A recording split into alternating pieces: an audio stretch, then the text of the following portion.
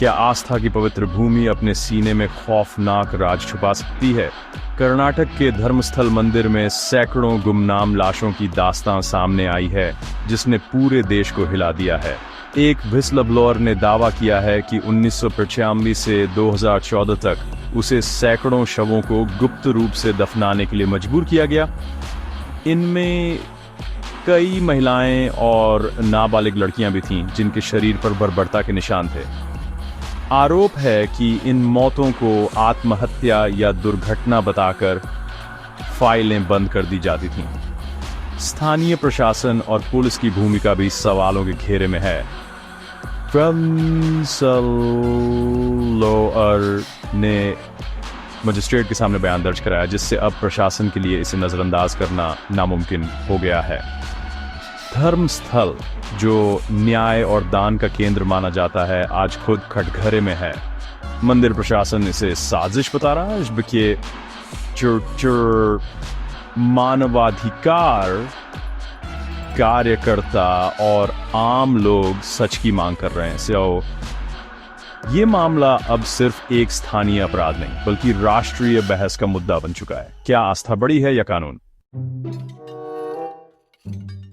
धर्मस्थल की दीवारों के पीछे छुपा सच आस्था की बुनियाद को चुनौती दे रहा है।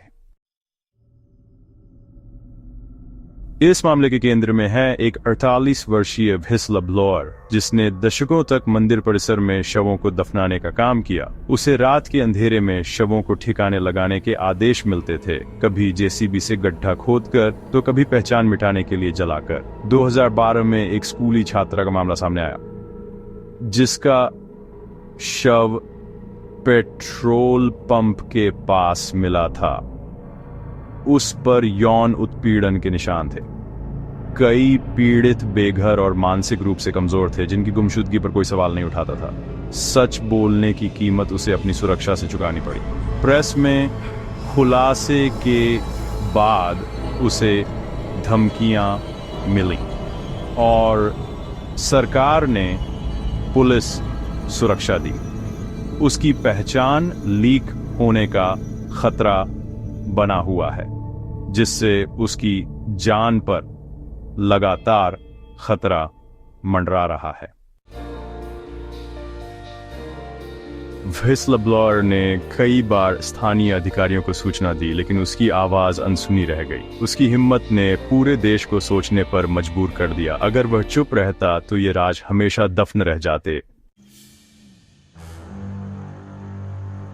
आरोपों के बाद कर्नाटक सरकार ने 25 जुलाई 2025 को एसआईटी का गठन किया, जिसकी कमान डीजीपी डॉ. प्रणब मोहंती के हाथ में है। एसआईटी को पुलिस स्टेशन का दर्जा मिला, जिससे वह सीधे एफआईआर दर्ज कर सकती है और जांच में पारदर्शिता आ सके। शुरुआत में दर्ज एफआईआर बाद में एसआईटी को सौंप दी गई।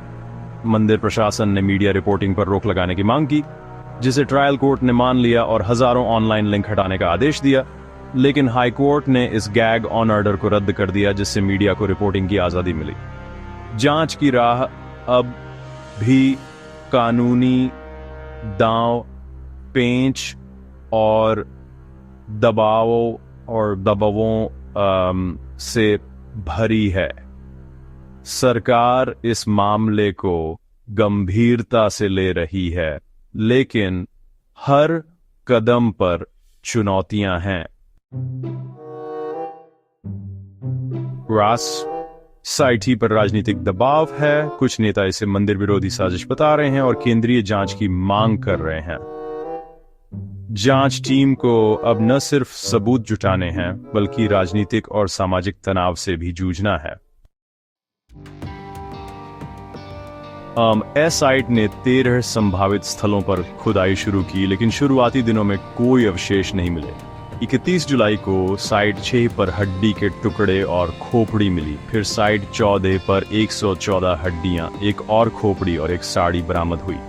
सबसे चौंकाने वाली खोज थी कंकाल के साथ नमक की बोरियां, जिसे शवों को गलाने की कोशिश की गई थी। ग्राम पंचायत रिकॉर्ड में 30 साल में 270 लावारिस शवों का जिक्र है। अब एसआईटी को पता लगाना है कि खुदाई में मिले कंकाल इन्हीं में से हैं या कुछ और। एक साइड से पैन कार्ड और एटीएम कार्ड भी मिले, जो जांच में अहम सुराग बन सकते हैं। हर अवशेष, हर सबूत एक अनकही कहानी बयां कर रहा है। एसआईटी के लिए अब सबसे बड़ी चुनौती है इन कहानियों को न्याय तक पहुंचाना।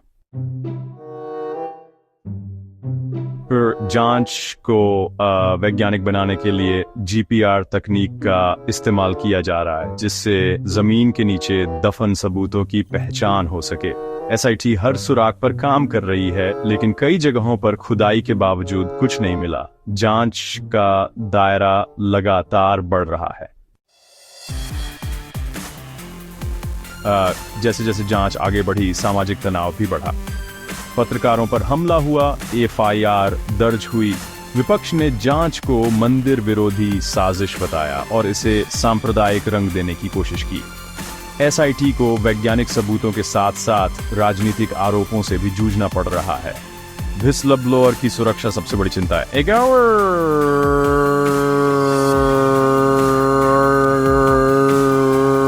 उससे कुछ होता है तो पूरा मामला कमजोर पड़ सकता है। न्याय की लड़ाई में सबसे अहम है गवाह की सुरक्षा और सच का सामने आना।